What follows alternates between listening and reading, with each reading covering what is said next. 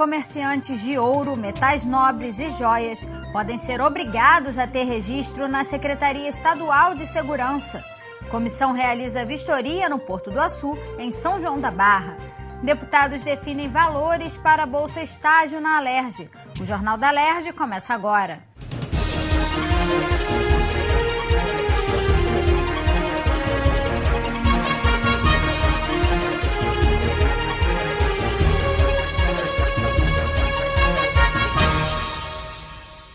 A Bolsa Estágio paga pela Alerj terá um reajuste de 20% a partir deste mês.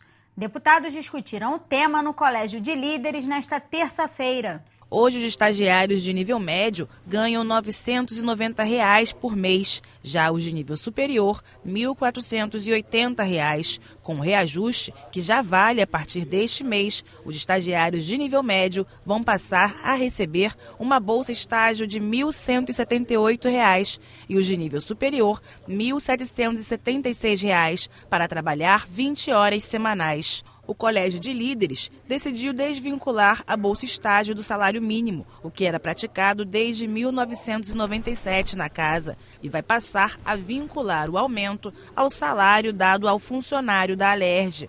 Os deputados também aprovaram que, no caso do nível superior, só serão contratados estagiários que estiverem cursando a partir do 5º período. A Alerj vai adotar como critério também a súmula do Supremo Tribunal Federal, que trata de casos de nepotismo, e proibir a contratação de estagiários que sejam parentes de parlamentares.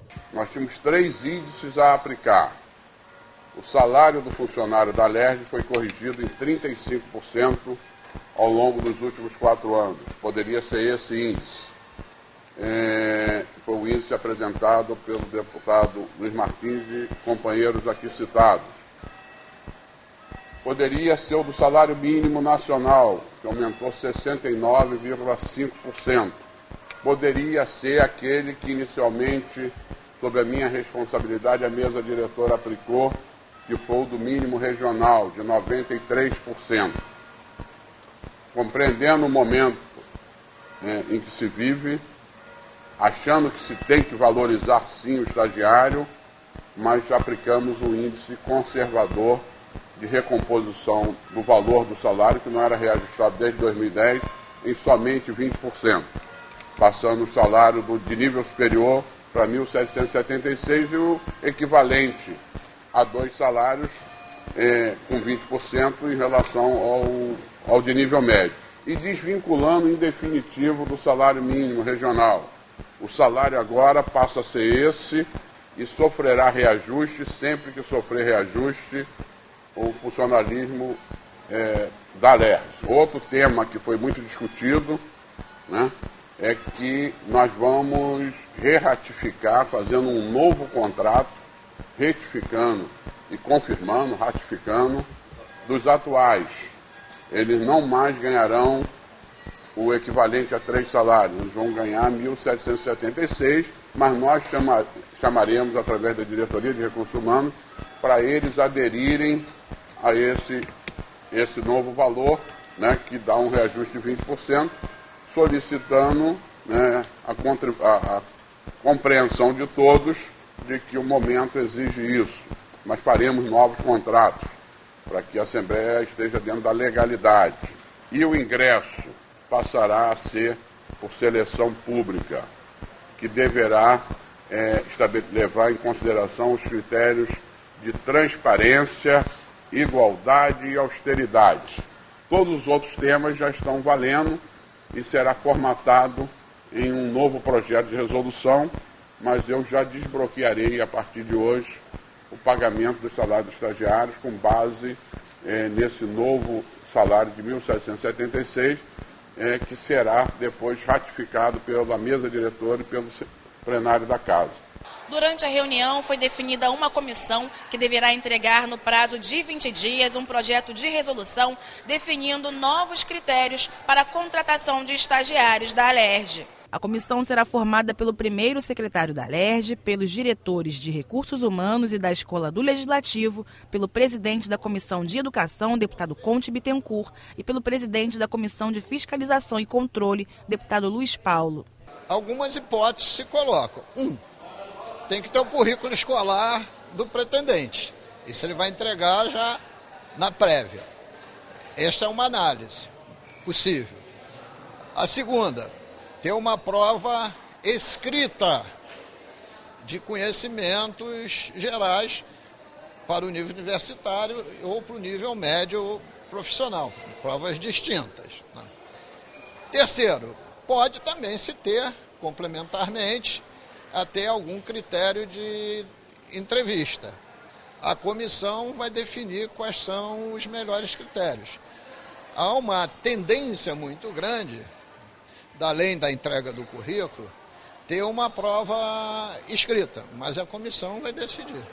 A comissão especial que acompanha a construção do Porto do Açu, localizado no município de São João da Barra, no norte fluminense, constatou que metade da mão de obra contratada no porto é de moradores da região. Os parlamentares estiveram no local para uma vistoria na tarde desta segunda-feira. A comissão conheceu parte da área de 90 quilômetros quadrados destinada à construção do Porto do Açu. Com a utilização de modernos equipamentos de logística e segurança, o porto será capaz de receber 47 embarcações simultaneamente. As primeiras operações começaram em outubro de 2014. Aqui no Terminal 1 já foi exportado mais de 1,5 milhão de toneladas de minério de ferro para países como China, Índia e Oriente Médio. Esse é o 18º navio atracado aqui no porto que realiza essas operações. Com 2 terminais já em funcionamento, a previsão é que o local realize operações com mais de 1 milhão de barris de petróleo por dia. A gente tem a expectativa de começar esse ano um terminal multicarga, multipropósito, para carga geral, container, granel sólido, granel vegetal, para que a gente tenha uma possibilidade aqui de atender não só as demandas do projeto, mas também infraestrutura portuária para cargas que hoje não encontram uma logística eficiente para o mercado exportador. E para fazer com que cada setor do empreendimento funcione, o porto conta atualmente com 3.500 funcionários. A Prumo Logística, empresa que administra as obras do porto, iniciou um programa de qualificação profissional para capacitar moradores da região e contratá-los na construção do empreendimento. Então a gente teve uma primeira fase, uma primeira turma agora com aproximadamente 120 pessoas. A gente, felizmente, está conseguindo admitir aproximadamente 40 pessoas que foram capacitadas, e isso é muito importante porque você consegue gerar um círculo virtuoso aqui na região, onde as pessoas da própria região participam dessa entrada em operação do porto. Isso movimenta a economia local, gera emprego na região, e a gente vai ter outras fases também desses programas de qualificação com foco nessa mão de obra que é a longo prazo, uma mão de obra que vai conviver aqui com o empreendimento durante um longo período agora com esse foco operacional altamente qualificado. Localizado em uma área estratégica no norte do estado, o Porto do Açu está a aproximadamente 150 quilômetros da Bacia de Campos, onde quase 80% do petróleo brasileiro é produzido. O presidente da comissão, deputado Bruno Dauaire, ressaltou a importância do funcionamento do porto para o estado e como ele pode tornar a região norte menos dependente dos royalties do petróleo. Hoje a grande dúvida e a grande mistério e a grande ação que os agentes políticos da nossa região precisam ter em mente é em relação à independência dos royalties do petróleo, porque hoje estamos aí com uma queda de receita acentuada, o que tem prejudicado demais a questão pública em relação a desde transporte até a questão de estruturação. Então, a independência dos royalties do petróleo, a gente acredita que o Porto do Açu é uma alavanca importantíssima para que a gente possa tornar não só o município de São João da Barra mais independente em relação a essa receita, mas como toda a região. A Comissão de Constituição e Justiça analisou 31 projetos nesta terça-feira. Entre as propostas aprovadas está do deputado Samuel Malafaia e do ex-deputado Sabino, que institui o Código de Pesca no estado do Rio de Janeiro. É importante porque nós temos um litoral grande aqui no estado do Rio de Janeiro e estabelece medidas objetivas. Então fica o pescador e o consumidor entendendo tudo que se pode ser feito ou não com relação à pesca. Também ganhou apoio o projeto de lei do deputado Chiquinho da Mangueira, que considera de utilidade pública o Instituto Mangueira do Futuro. O Instituto é o que é o grande gestor do maior programa social do Brasil hoje, que é o programa social da Estação 1ª de Mangueira. Só que dividiu, a Mangueira agora cuida só de carnaval e o Instituto vai cuidar do programa social. Antes era tudo junto.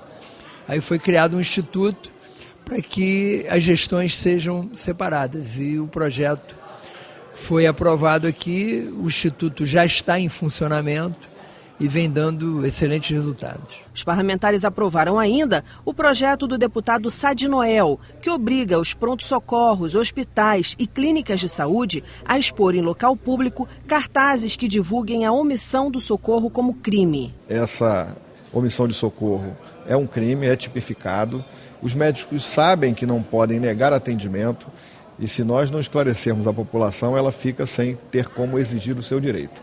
E o cartaz vai deixar claro que ela tem o direito a ser socorrida e que a omissão de socorro será penalizada pela lei. O presidente da Comissão de Trabalho da Alerj vai marcar audiência conjunta com a Câmara de Vereadores para tratar do contrato de licitação que regulamenta o transporte de vans na cidade do Rio.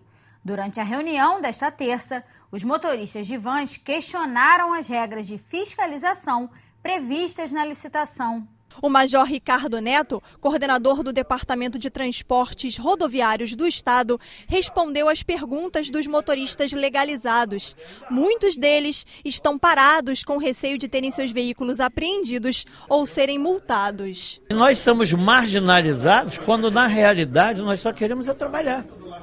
Se nós apresentamos certidões que identificam que somos cidadãos, se nós apresentamos toda uma documentação que foi avaliada pela comissão, como é que você pode olhar para um chefe de família e dizer você não pode trabalhar? Nós estamos formalizando uma cartilha que diga o direito do que o Detro pode fazer e o que não pode. O que o SMTR pode fazer, o que não pode, e quais são os nossos direitos também. O representante do Detro avaliou como positiva a audiência para ouvir as reclamações dos trabalhadores e disse que o objetivo do órgão é fiscalizar ônibus e vans com o mesmo rigor. A iniciativa de estar presente aqui é a necessidade de estreitar essa distância que há entre o órgão fiscalizador e o operador do sistema. É o interesse do órgão que a gente possa caminhar no sentido da legalidade, que não extrapole o que está previsto na legislação, para que a gente possa fazer uma ação contundente, dura, fiscalizadora, mas que sempre obedeça aos princípios da legalidade,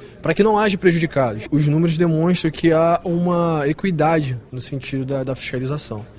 Existem duas coordenações que são distintas e autônomas, que trabalham coordenadas pela diretoria técnica operacional para que haja uma fiscalização tanto no sentido do transporte regular como no sentido do transporte complementar. É uma necessidade nossa e é também um objetivo nosso que haja uma fiscalização equânime e igual para todos aqueles que realizam a prestação de serviços de transporte no estado do Rio de Janeiro. O deputado Paulo Ramos disse que a fiscalização não pode confundir as vans legalizadas com as piratas. O parlamentar também quer uma cópia do convênio entre o Detro e a Prefeitura para avaliar de quem são as responsabilidades na fiscalização, que é realizada em conjunto. Nossa reunião de hoje era para cuidar de alguns desajustes, alguns desencontros na fiscalização. O Detro tem atribuição na fiscalização, mas o município também tem. E, lamentavelmente, o representante do município não compareceu. E existe um convênio assinado entre o Estado e o município para a fiscalização. E a fiscalização do Estado se dá através do Detro. Vamos pegar a cópia desse convênio, o Major ficou de me remeter, e vamos ver quais são os pontos. Por quê? Porque, às vezes, pode estar havendo excesso de ambos os lados. Então o objetivo é o quê? Tem que ter a fiscalização, tem que ter, mas sem excesso e sem arbitrariedade. Se nós fizermos uma audiência conjunta com a Câmara de Vereadores, é possível que, convidado pela Câmara de Vereadores, os representantes do município compareçam. Então, vamos fazer isso rapidamente. Hoje mesmo fazer contato na Câmara de Vereadores, ver quem preside lá a Comissão de Transportes e ver a possibilidade desse conjunto. Por quê? Porque há outras demandas, divergências quanto ao contrato, linhas que não são linhas lucrativas, linhas que incorporam um risco muito grande, linhas que são reconhecidamente inviáveis. Estabelecimentos que atuam no comércio ou fundição de ouro, metais nobres e joias podem ser obrigados a ter registro na Secretaria Estadual de Segurança. Acompanhe as informações do plenário com Natália Alves. Em sessão plenária nesta terça-feira, os parlamentares analisaram 10 vetos do governo a projetos aprovados pela Alerj. 5 foram mantidos, 4 rejeitados e 1 retirado da pauta. O primeiro veto discutido obriga as empresas administradoras de vale alimentação e refeição a disponibilizarem terminais eletrônicos para consulta e reativação dos cartões nas redes de supermercados, hipermercados, restaurantes e shoppings. O veto ao projeto do deputado Zaqueu Teixeira foi derrubado. Muitas das vezes a pessoa, quando vai fazer a sua refeição, verifica que o saldo acabou. Ela só consegue saber disso depois que foi lá, colocou o seu prato, e é muito desagradável a pessoa ter esse problema na hora de fazer o pagamento. Então, nós fizemos um projeto para que haja o direito à informação, protegendo o consumidor para que ele possa saber quanto ele tem disponível no seu cartão e, com isso, ele fazer a sua refeição dentro daquele limite já previamente programado. Outro veto na pauta foi ao projeto do deputado Luiz Martins, que obriga os estabelecimentos que atuam no comércio e fundição de ouro, metais nobres e joias a terem registro na Secretaria Estadual de Segurança. O objetivo é que o setor possa ser fiscalizado. O veto foi rejeitado e o projeto deve virar lei. É uma relação de consumo, né? Então a gente, nesse objetivo, é de preservar o consumidor. Esse é o objetivo da lei. E a gente está vivendo num momento complicado. A gente vê toda hora na televisão o nego sendo roubado os seus cordões de ouro, os seus anéis. É para evitar isso quem compra o ouro e a origem de quem compra. O plenário rejeitou também o veto do governo ao projeto do deputado licenciado André Correia, que cria regras para o funcionamento das cantinas em escolas da rede pública estadual. O governo tinha vetado o parágrafo que trata da gratuidade para a permissão do uso a critério do secretário estadual de Educação ou do presidente da FATEC, e ainda o parágrafo que trata da gratuidade para o uso de bem da secretaria ou da FATEC. O último veto discutido foi ao projeto da ex-deputada Clarissa Garotinho, que prevê o atendimento prioritário em delegacias a crianças e adolescentes acompanhadas por conselheiros tutelares. O veto foi derrubado. Entrou no primeiro dia de discussão a mensagem do governo com as diretrizes para a elaboração da Lei do Orçamento Anual de 2016. O projeto volta ao plenário nesta quarta para mais uma discussão prévia, antes da abertura do prazo para a apresentação de emendas parlamentares. O Jornal da Alerj fica por aqui. Você pode acompanhar a programação também em nosso site e pelas redes sociais. TV Alerj, o canal do povo fluminense.